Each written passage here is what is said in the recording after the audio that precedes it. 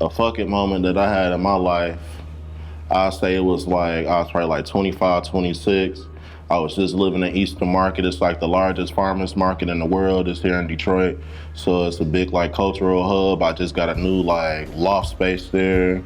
Was running the gallery out of it, like building a label out of it, all this shit. You feel me? So everything going great.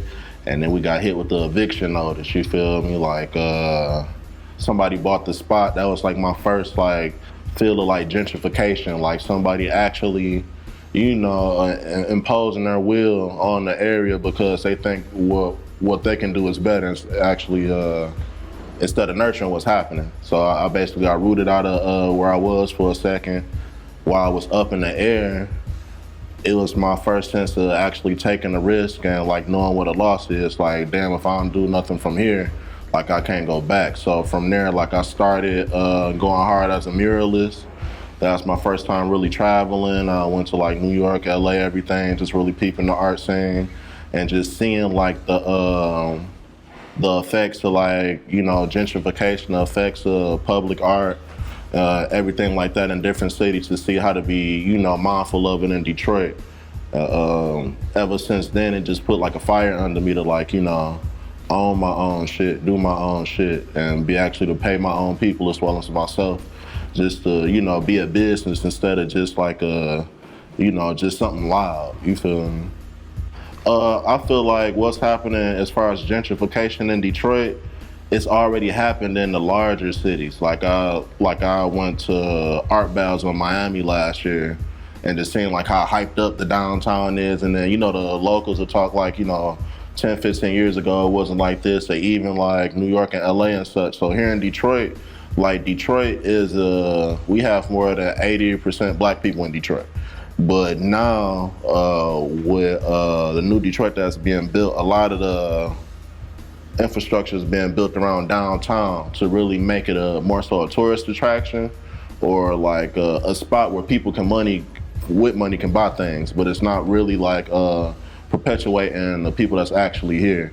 Like it's more millions being spent like building up downtown than it is invested in our school systems, you know, or invested in the public transportation and stuff like that, you know. So it's really showing in Detroit like how fast they're really trying to hit the gentrification button. Like, all right, we've seen it happen in these big cities, let's just do it here and let's monetize, you know. So it's happening at that level, but it's to a point where a lot of black Detroiters aren't downtown much. Like most of the time, if you black and you in the hood, you come downtown when you paying a parking ticket, going to court, you know, going to the fireworks, or, you know, something like that, going to the casino. But it ain't, you're not really looking at what's happening.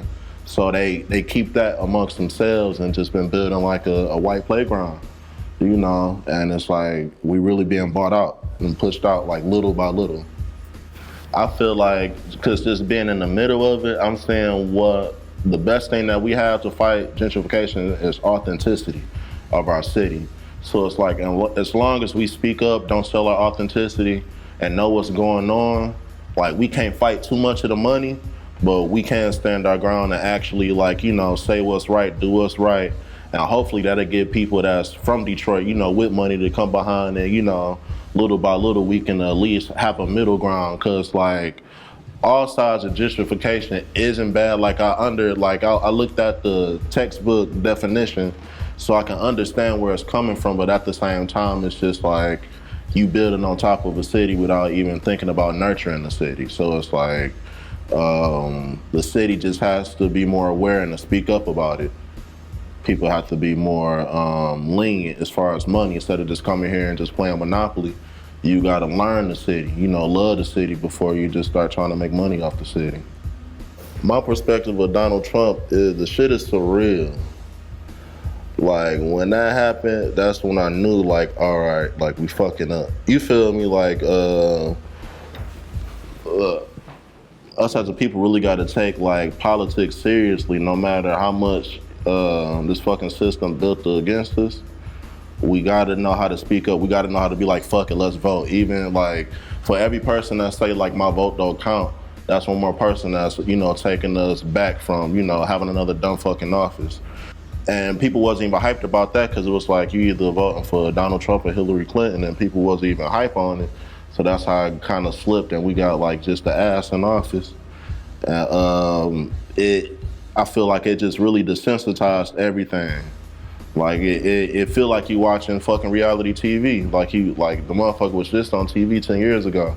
Like, and it feel like the same episode, but now it's real life. And it's just like, it's fucking surreal, bro. Like, in a bad way. Like, it's like a nightmare. Trump winning the next election, I feel like if, you know, we as a people, like, really learn from our mistakes from the first round, you know, really realize our voice count, our vote count, and everything like that, we can win, you know. But we gotta actually think with structure and not just with emotion and just like, you know, barbershop talk and all that shit. You feel like we gotta get the fuck out, you know, fucking vote and speak on what's happening in our communities, in our cities, and in our country.